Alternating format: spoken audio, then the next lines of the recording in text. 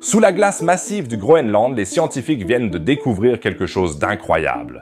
Congelé pendant des millénaires, nous l'avons maintenant trouvé et nous devons probablement réécrire l'histoire de notre planète. Reste à l'écoute pour voir les images originales et passionnantes. Bienvenue à tous les amis.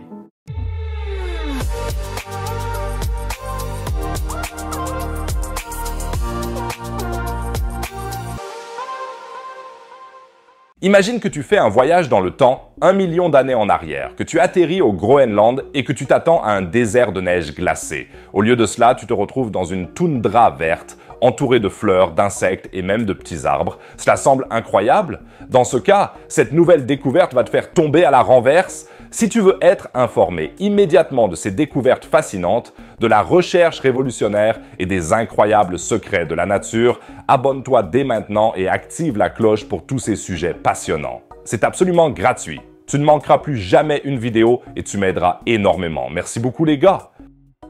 Mais maintenant, direction le Grand Nord, plus précisément le cœur du Groenland. Ici, sous une couche de glace de 3 km d'épaisseur, les chercheurs ont découvert quelque chose qui pourrait changer radicalement notre image du passé et peut-être aussi de l'avenir de la planète. Mais commençons par le début. En 1993, des scientifiques ont percé un trou au milieu de la calotte glaciaire du Groenland. Ce projet, connu sous le nom de Greenland Ice Shield Project 2 ou GISP-2, devait fournir des informations sur l'histoire climatique de la Terre. Les chercheurs ont prélevé une carotte de glace qui ressemble à un livre d'histoire congelé. Chaque couche raconte une histoire sur le climat des temps passés, comme si on forait dans ta cuisse et qu'on en retirait une carotte de viande qui contiendrait toutes les informations sur ta vie passée. Qu'est-ce que je raconte ici?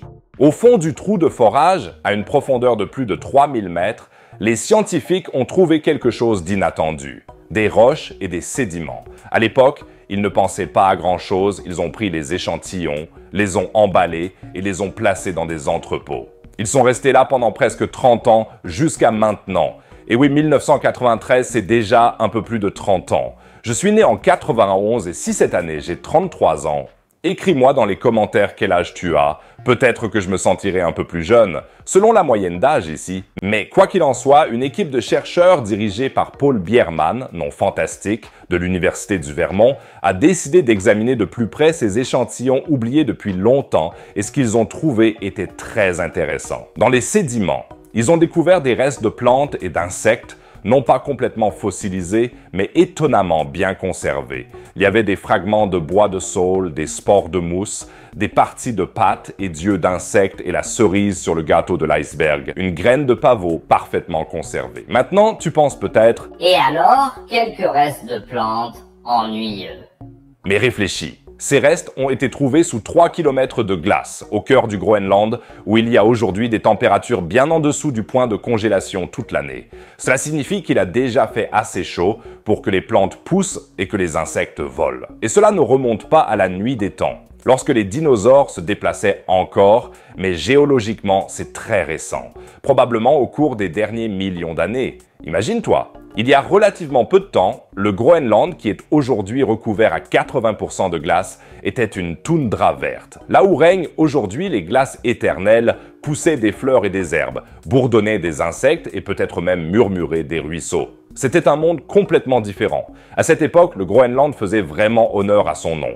Même si celui-ci a été développé plus tard par les Vikings comme une sorte de mesure marketing pour attirer d'autres colons sur cette côte froide. Même au Moyen-Âge, on se faisait déjà avoir, Mais il y a encore mieux. Les chercheurs n'ont pas seulement trouvé des restes de plantes, ils ont même pu déterminer de quelles espèces il s'agissait. Il y avait par exemple la fougère mousse de roche, une plante que l'on ne trouve plus aujourd'hui que dans le sud du Groenland. Et puis il y avait cette graine de pavot, mais pas de n'importe quel pavot, mais d'une espèce qui ne pousse aujourd'hui que dans de toutes autres régions de l'Arctique. Ces plantes nous racontent une histoire fascinante sur le climat de l'époque. Elles indiquent qu'il faisait beaucoup plus chaud au centre du Groenland qu'aujourd'hui, mais qu'il y faisait encore relativement frais en comparaison. Les chercheurs estiment que la température moyenne en juillet était alors comprise entre 1 et 10 degrés Celsius. En comparaison, elle est aujourd'hui d'environ 15 degrés Celsius. Maintenant, tu te demandes peut-être « Attends un peu, comment peuvent-ils le savoir? Peut-être que ces restes de plantes ont été soufflés là. » C'est une bonne remarque, mais les chercheurs y ont pensé. Les restes trouvés étaient si bien conservés qu'il est impossible qu'ils aient été transportés très loin. Ils ont dû pousser là où ils ont été trouvés, et c'est encore plus fou. Les scientifiques ont même trouvé du bois. Tu as bien entendu, du bois, au centre du Groenland, sous 3 km de glace. Il s'agit de petits morceaux de bois de saule, probablement de jeunes plantes. Cela signifie qu'il n'y avait pas seulement des herbes et des fleurs dans le centre du Groenland, mais peut-être même de petits arbres ou arbustes. Et à propos de folie, tu sais ce que les chercheurs ont trouvé d'autre? Des champignons? Plus précisément, les restes d'un champignon du sol appelé Cenococcum geophyllum. Ce champignon est aujourd'hui très répandu et vit en symbiose avec de nombreuses plantes. Sa présence indique qu'un véritable écosystème s'était autrefois développé au Groenland, avec tout ce que cela implique. Ok, tout cela semble super excitant, mais qu'est-ce que cela signifie maintenant? Cela a un impact énorme sur notre compréhension de l'évolution climatique et de l'avenir de notre planète. Jusqu'à présent, de nombreux scientifiques pensaient que la calotte glaciaire du Groenland était restée plus ou moins stable depuis des millions d'années. Mais cette nouvelle découverte montre qu'elle est beaucoup plus fragile que nous le pensions. Si le Groenland a déjà été presque libre de glace dans le passé, cela pourrait se reproduire et plus rapidement que nous ne le pensons. Alors demande directement à ton agent immobilier de confiance s'il y a des terrains au Groenland. Blague à part, la calotte glaciaire du Groenland contient d'énormes quantités d'eau. Environ 10% de l'eau douce mondiale est stockée dans la glace du Groenland. Si cette couche de glace fondait complètement, les océans et le niveau des mers s'en trouveraient fortement perturbés. Mais avant de paniquer et de commencer à acheter des flotteurs, il est important de comprendre que ce processus, même s'il commençait maintenant, prendrait des siècles ou des millénaires. Nous parlons ici de périodes géologiques et non de quelque chose qui se produirait du jour au lendemain.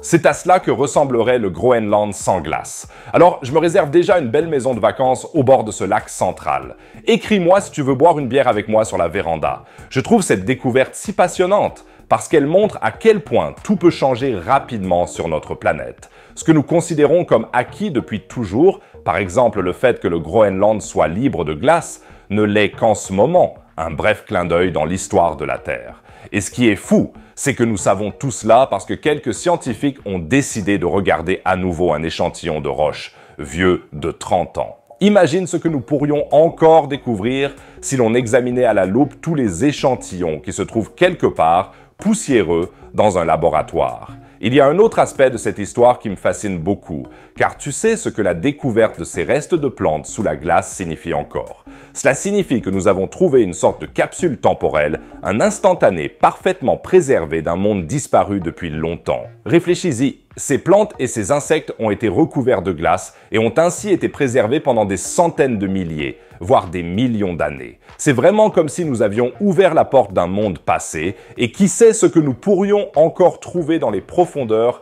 des glaces du Groenland. Il y a peut-être encore des surprises, des animaux plus grands, ou des traces d'anciens humains, ou de l'ADN de dinos parfaitement conservés, à partir duquel les dinosaures pourraient être clonés, et un parc d'attractions mégalomaniaque construit sans aucune mesure de sécurité.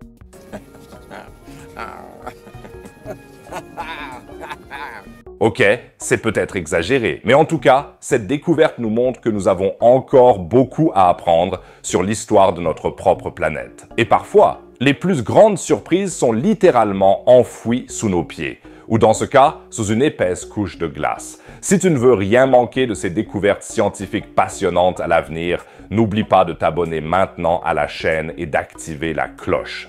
Et maintenant, restons-en aux histoires climatiques étonnantes. J'ai récemment eu l'occasion de mener une interview passionnante avec un professeur de météorologie sur le phénomène climatique La Niña et El Niño, et notamment sur l'impact que la Niña aura désormais sur la météo mondiale. Si tu veux tout savoir sur ce sujet et sur les autres changements météorologiques qui nous attendent, clique en haut à droite. Et si tu veux soutenir la chaîne, n'hésite pas à regarder les anciennes vidéos, il y a encore beaucoup de sujets passionnants. Sinon, je te dis à la prochaine vidéo. Au revoir les amis.